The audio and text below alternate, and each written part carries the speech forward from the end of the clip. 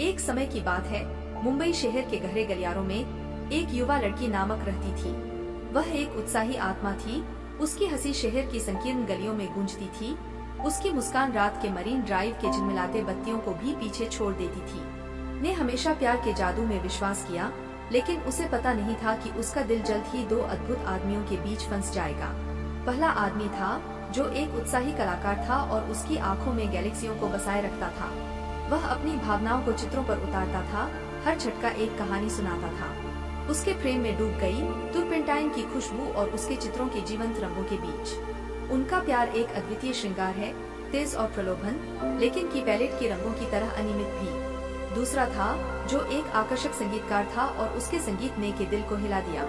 उसकी गिटार की तारें हमेशा अनुभवों को सुनाती थीं और उसकी आवाज प्यार का एक संगीत थी। उसके संगीत में समाधान पाया, उसके दिल के धड़कनों की धुन में खो गई। के साथ प्यार एक सुरीले गाने की तरह था, आरामदायक और परिचित, लेकिन उसकी कड़वी नोटों से आंसू भी निकल सकते थे। इन दो अद्वितीय पुरुषों के बीच फंसी हुई ने अपने आप को दोनों के बीच पाया। की आग से उसका जीवन उगलता था, जबकि की संगीत की आवाज में उसको आराम मिलता था। वह अपनी भावनाओं के जंगल में आसानी से नहीं पहुंच पा रही थी। समय के साथ ने महसूस किया कि उसका दिल परंपरागत प्यार की सीमाओं में मुकम्मल नहीं था।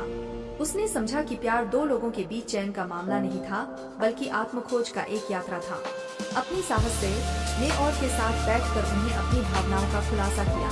उसने उनके सामने अपने दोनों प्रेम का इजहार किया, अपनी कमजोरियों और डरों को खोलकर। अपनी हैरानी और डर के साथ वे उसकी बात सुने, समझे और काबू में लिए।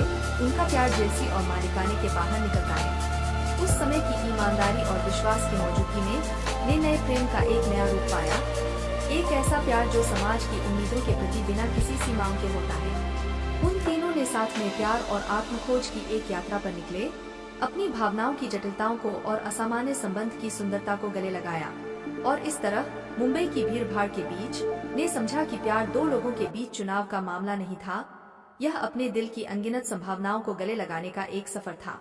और उस बात की एहसास में वह सबसे सच्चे सुख का पाठ पाया।